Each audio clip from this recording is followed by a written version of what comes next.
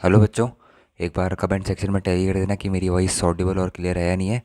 तो आई होप कि आप सबको स्क्रीन विजिबल होगा तो और आज का टॉपिक भी विजिबल होगा, principal of inclusion and exclusion. तो बेसिकली ये जो प्रिंसिपल है, principal of inclusion and exclusion, इस पर्टिकुलर टॉपिक के ऊपर बेस्ड जेई एडवांस्ड 2024 में एक क्वेश्चन आया है। बेसिकली वो क्वेश्चन वैसे तो टोटल ये नहीं कह सकते कि principle of exclusion and exclusion inclusion and exclusion में बेस्ड है, बट हाँ, इस क्वेश्चन का 50% पार्ट जो है या फिर most of the probably 70% part जो है वो बेस्ड है principal of inclusion and exclusion में, और जो रेस्ट रिमेनिंग 30% पार्ट है इस क्वेश्चन का वो बेस्ड है ग्रुप्स में, कि आप किस तरीके से आपको ग्रुप्स बनाने आते हैं नहीं आते हैं, या फिर कैसे ग्रुप में डिवाइड करते हैं चीज़ें, वो चीज़ें आपको पता है नहीं पता है, उस पार्ट में बेस्ड है इसका 30% पार्ट, या फिर मैं कहूँगा 90-10% भी हो सकता है, क्योंकि ग्रुपिंग का उसमें इतना ज़्यादा यूज़ नहीं हो रहा है। तो जो मेन क्रक्स है इस क्वेश्चन का, जिस कंसेप्ट के ऊपर ये क्वेश्चन बेसिकली पूछा जा गया है, वो है बेसिकली इंक्लूजन एंड एक्सक्लूजन का प्रिंसिपल।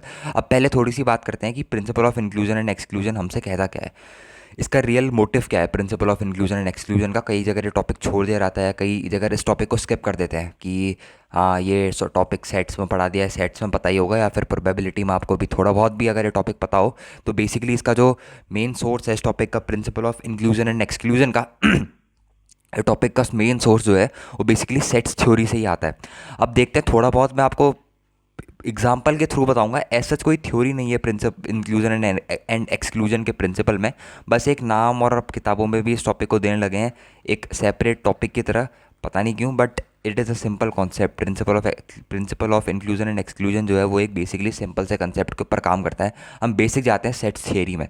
सेट्स थ्योरी में हम क्या पढ़ते थे, हम पढ़ते थे कि जैसे मेरे पास ये, मैं एक नॉर्मल सा वेन डायग्राम बनाता हूँ, बहुत ध्यान से देखना, एकदम क्लियर कट आपको principal of inclusion and exclusion समझ में आएगा कि क्यों और किस तरीके से इसका सबसे प्रिसाइज यूज़ हम करते हैं परमुटेशंस एंड कॉम्बिनेशंस में। और इतना ही प्रिसाइज यूज़ जेईई एडवांस 2024 ने इस क्वेश्चन में, जो ऊपर क्वेश्चन आपको मैंने अभी दिखाया है, उस क्वेश्चन में इसका यूज़ करा गया है, how precisely it can be used. तो जैसे लेट सपोज मैंने एक अपना एक सेट बना, एक यूनिवर्सल सेट ड्रॉ करा, बेसिक सेट्स में अभी हम, ठीक है। और मैं यहाँ पर बेसिकली क्या करता हूँ, एक सेट अपना ए बनाता हूँ, दिस इज़ माई सेट ए, और एक क्या करता हूँ मैं अपना यहाँ पर एक सेट बी बनाता हूँ। ये मेरे पास सेट ए है और ये मेरे पास सेट बी है। हमारे पास एक फार्मूला होता था जब अपन ये फार्मूला लिखते थे, आप सबको ये फार्मूला पढ़ा होगा, number of element in A union B.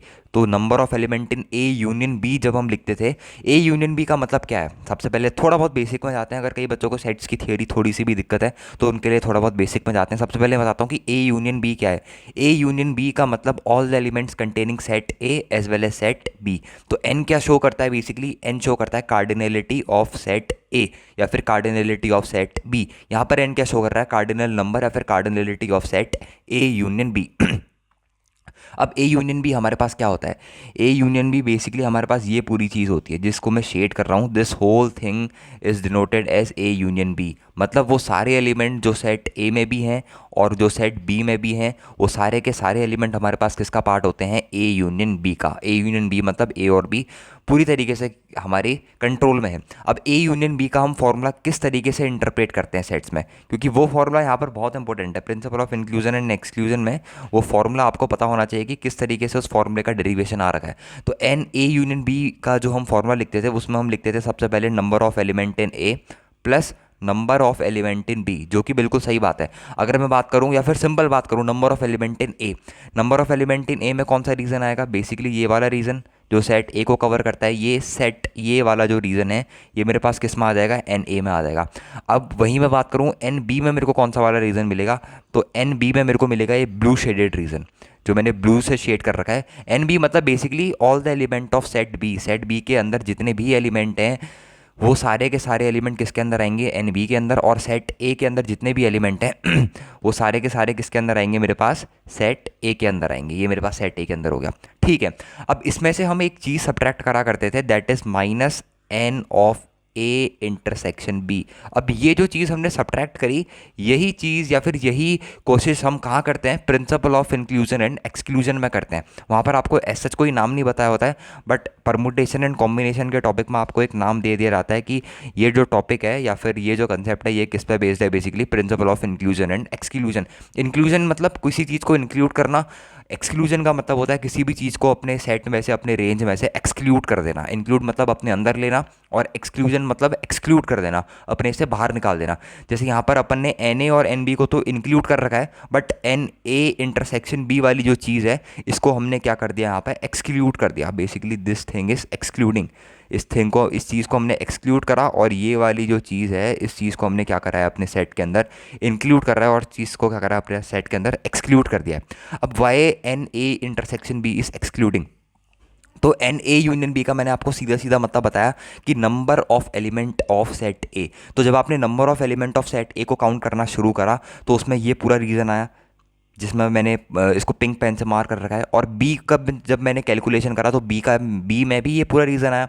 अब मैंने minus A intersection B, n A intersection B इसलिए करा क्योंकि जब आपने एन ए करा, एन ए में ये जो बीच वाला रीज़न जिसको मैं वाइट पेन से बिल्कुल डार्क शेड कर रहा हूँ, ये वाला रीज़न भी आ गया होगा। जब मैंने एन ए को कैलकुलेट करा तो ये जो इन दोनों का कॉमन रीज़न है ये एन ए में कैलकुलेट हो गया, एक बार कैलकुलेट हो गया है। अब ये रीज़न काउंट करना, ये रीज़न कितनी बार कैलकुलेट हो गया है, ये रीज़न एक बार कैलकुलेट हो चुका है, एक बार कैलकुलेट हो गया। फिर जब मैंने बी सेट को लिखा एन बी, उसमें भी ये रीज़न कैलकुलेट होगा क्योंकि बी सेट का मतलब होता है पूरा का पूरा सेट बी। तो ए और बी के बीच का जो कॉमन सेट है वो भी एक बार और काउंट हो गया। तो टोटली ये सेट कितनी बार काउंट हो गया, 2 बार। अगर मुझे एन ए यूनियन बी चाहिए तो मेरे को ये बीच वाला जो पोर्शन है ये सिर्फ एक ही बार काउंट करवाना पड़ेगा। इसीलिए हम इन टू में से माइनस करते हैं कौन सा reason, n of A intersection B. यही सेम केस जो था वो हमारे साथ जेई एडवांस 2024 के क्वेश्चन में भी था। उसमें भी यही था कि ग्रुप्स बनाए, इस एक पर्टिकुलर सेट, एक पर्टिकुलर स्टूडेंट को इस ग्रुप से निकाला, फिर दूसरे ग्रुप से निकाला। वही सिमिलर केस हमको जेई एडवांस 2024 के क्वेश्चन में भी देखने को मिला। अब principal of inclusion and exclusion इतना ही था। वहीं अगर हम 3 सेट के लिए बात करते हैं, अगर आप चाहते हो कि हम 3 सेट के लिए भी देखें कि 3 सेट के लिए हमारे पास principle of inclusion and exclusion कैसे काम करता है, उसके लिए भी देख लो। बाकी इसमें कोई भी थ्योरी नहीं है principal of inclusion and exclusion में, क्योंकि कई जगह मैंने देखा है कि बच्चे कंफ्यूज रहते हैं कि इंक्लूजन एंड एक्सक्लूजन प्रिंसिपल हमारा छोड़ रखा है परमुटेशन एंड कॉम्बिनेशन से। Principle of exclusion and inclusion जो है वो पूरा का पूरा सेट बेस्ड टॉपिक है। ये मान लो मेरा सेट ए है, ये मान लो मेरा सेट बी है, ये मान लो मेरा सेट बी है। तो जब हम लिखते हैं यहाँ पर हम फॉर्मूला क्या लिखते हैं, यहाँ पर अपन लिखते हैं n A union B union C. ये हम लिखते हैं number of element in A plus number of element in B plus number of element in C, minus इन सब में से माइनस करना पड़ता है number of element in A union B plus number of element in number of element in A intersection B minus number of element in B intersection C plus number of element in C intersection of A. अब ये चीज़ तो हो गई, ये चीज़ हो गई, ठीक है। ये वाला केस, ये वाला जो पर्टिकुलर केस है जिसमें हमने सिर्फ 2 सेट्स लिए, 2 सेट्स, इसमें लिखे 2 सेट्स वाला जो केस है, ये उतना प्रिसाइजली जेई एडवांस ने ही पूछा। जबकि 3 सेट्स वाला जो केस है जिसमें हमने 3 सेट्स को लिया है, दिस इज 3 सेट्स केस, ये वाला केस उसने अच्छे से पूछ रखा है। अब n A union B union C की अगर हमें वैल्यू निकालनी है तो सबसे पहले हमने क्या करा, n A plus n B plus n C करा। तो number of element in A में कौन कौन सा रीज़न आएगा, ये वाला रीज़न आएगा, ये वाला रीज़न आएगा, और एन ए में ये वाला रीज़न भी आएगा, और ये वाला रीज़न तो खैर आएगा ही आएगा। फिर जब हमने बी सेट की कैलकुलेशन करी, हमने एन बी को कैलकुलेट करा, तो एन बी में भी फिर से ये वाला रीज़न आएगा, ये वाला रीज़न आएगा, ये वाला रीज़न आएगा, और ये वाला रीज़न तो खैर इसमें ऑटोमेटिकली आने ही वाला है। फिर हमने जब कैलकुलेशन करी एन सी की, तो एन सी में क्या हुआ, एन सी में ये वाला रीज़न आया, ये एन सी में ये वाला रीज़न आया, एन सी में भी ये वाला रीज़न आया, और ये पूरा रीज़न तो खैर आएगा ही आएगा। तो अगर मैं इस वाले रीज़न की बात करूँ जिसमें मैं ग्रीन डॉट कर रहा हूँ, इस वाले रीज़न की कैलकुलेशन करूँ, तो इसमें एक ए टाइम में एक बार आया, और बी टाइम में भी एक बार और आया, तो 2 बार काउंट हो गया ये वाला रीज़न। अब 2 बार काउंट हो गया तो उसको सब्ट्रैक्ट करना पड़ता है एन ए इंटरसेक्शन बी से। सिमिलरली ये वाला रीज़न बी और सी में कॉमन है, एक बार ये सी के साथ काउंट हुआ, एक बार ये बी के साथ काउंट हुआ, ये भी 2 बार काउंट हुआ, इसीलिए हम इसमें करते हैं minus n B intersection of C. Similarly A और सी के बीच का कॉमन रीज़न ये भी 2 बार काउंट हुआ है, एक बार ए के साथ, एक बार सी के साथ, तो 2 माइनस हम करते हैं n of A intersection of C. तो ये वाला रीज़न सब्ट्रैक्ट, ये वाला रीज़न सब्ट्रैक्ट, ये वाला रीज़न सब्ट्रैक्ट। मतलब हमारे पास ये चीज़ समझ में आ गई, हमको ये चीज़ समझ में आ गई, हमको ये चीज़ समझ में आ गई। पर अगर आपने इसका फॉर्मूला अच्छे से देखा होगा तो इसके फॉर्मूले में लास्ट में एक और चीज़ लिखी होती है, दैट थिंग इज़ कि addition of number of element in A intersection B intersection C. अब ये वाली चीज़ क्यों लिखी है हमने लास्ट में, ऐड क्यों करा A intersection B intersection C को?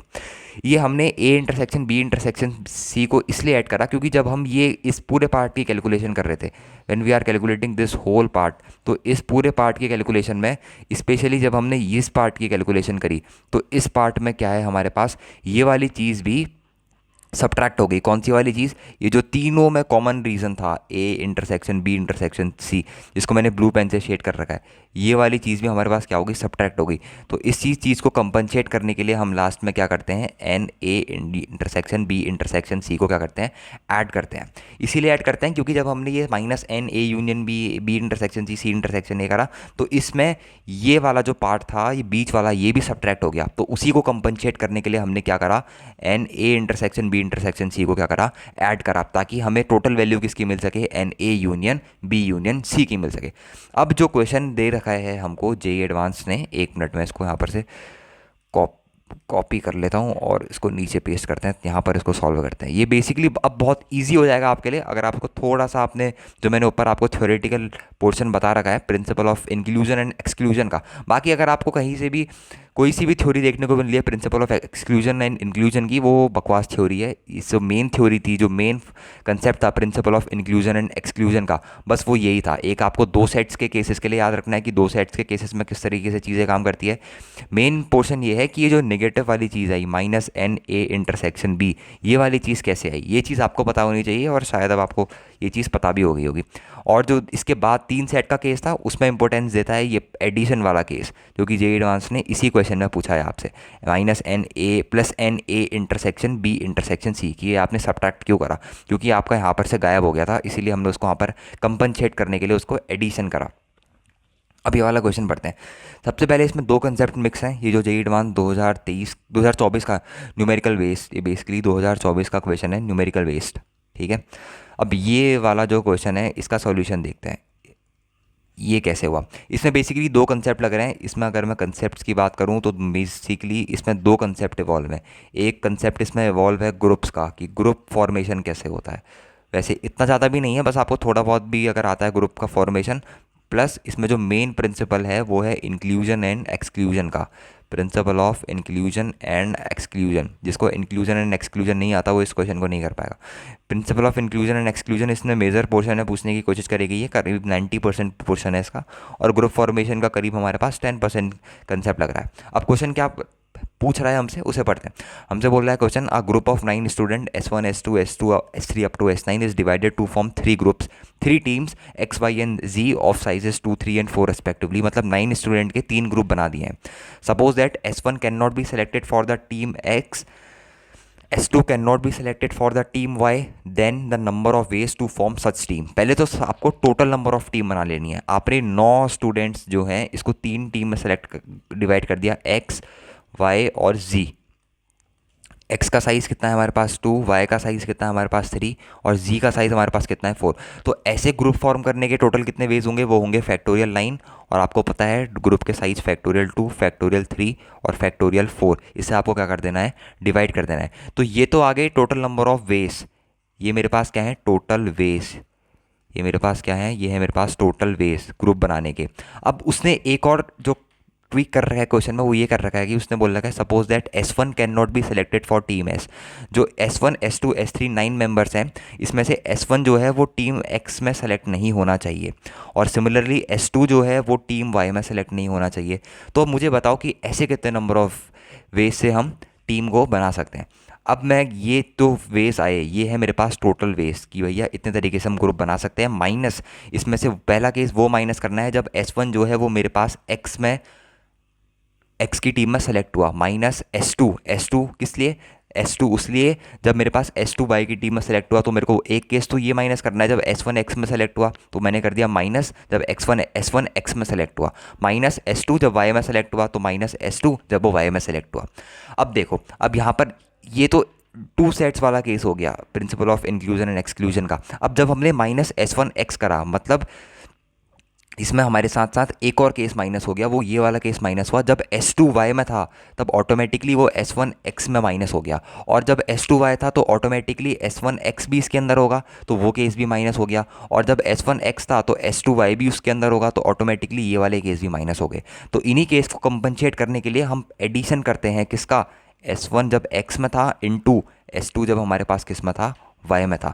अब इस पूरे का आंसर जो होगा वही इस क्वेश्चन का आंसर होगा। अब इस पूरे का आंसर निकालने की कोई बड़ी बात नहीं है, ये हो जाएगा मेरे पास factorial 9 upon factorial 2 upon factorial 3 upon factorial 4 minus S1 X में जब सेलेक्ट होगा तो पहले से 9 नंबर थे, तो अब कितने बचेंगे मेरे पास स्टूडेंट, 8 स्टूडेंट बचेंगे, क्योंकि एक X में सेलेक्ट हो गया और X से एक कम हो जाएगा, तो यहाँ पर factorial 1 factorial 2 into factorial 4, sorry यहाँ पर बचेगा फैक्टोरियल 3 माइनस S2 जब Y में सेलेक्ट हुआ तो एक एलिमेंट 9 में से सेलेक्ट हो गया, तो टोटल कितने बचेंगे मेरे पास 8 अपॉन X में तो टोटल 2 ही थे, Y में 3 थे और एक सेलेक्ट हो गया तो मेरे पास 2, और अल्टीमेटली यहाँ पर आ जाएगा 4।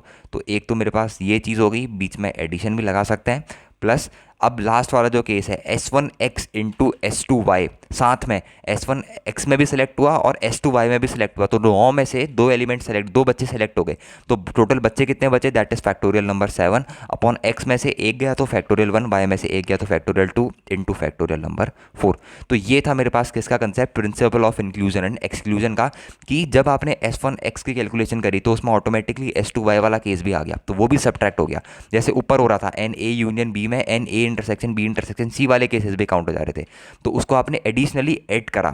सिमिलरली माइनस S2Y जब करा तो उसमें ऑटोमेटिकली S1X वाला केस भी ऐड हो गया, तो उसमें आपने क्या करा, एक एडिशनल केस लगाया जब आपने इन दोनों का मल्टीप्लिकेशन लिया और इनके मल्टीप्लिकेशन को क्या करा, ऐड करा। अब इसका सॉल्यूशन क्या है, रिजल्ट क्या है, that is basically calculation. I guess answer 665 something था जब मैंने लास्ट टाइम आंसर किसे चेक करा था। तो basically principle of inclusion and exclusion, I hope कि आज के बाद आपको कोई दिक्कत नहीं करेगा, क्योंकि बेसिक सा प्रिंसिपल है, बाकी इस प्रिंसिपल में कुछ भी नहीं है। कई बच्चे घबराते रहते हैं कि क्या है principal of inclusion and exclusion, तो मैंने एक बहुत ही फेमस क्वेश्चन से, इसी साल के JEE एडवांस 2024 के क्वेश्चन से आपको समझाया कि principal of inclusion and exclusion हमारे पास क्या है और किस तरीके से इसके क्वेश्चन फ्रेम हो सकते हैं। यही इसी तरीके से इसके क्वेश्चन फ्रेम होते हैं कि एक केस गायब हो रहा होगा आपके काउंटेड केस में से, उस केस को आपको ऐड करना होगा, तो ये केस जब भी लगेगा तो वहाँ पर आपका principal of inclusion and exclusion वाला कंसेप्ट जो है वो काम कर रहा है। और इसमें ग्रुप फॉर्मेशन मेरे को लगता नहीं किसी भी बच्चे को दिक्कत हुई होगी ग्रुप फॉर्मेशन बनने में। 10% इसमें जो रोल था वो ग्रुप फॉर्मेशन का था, एंड मेजर 90% जो इसमें रोल था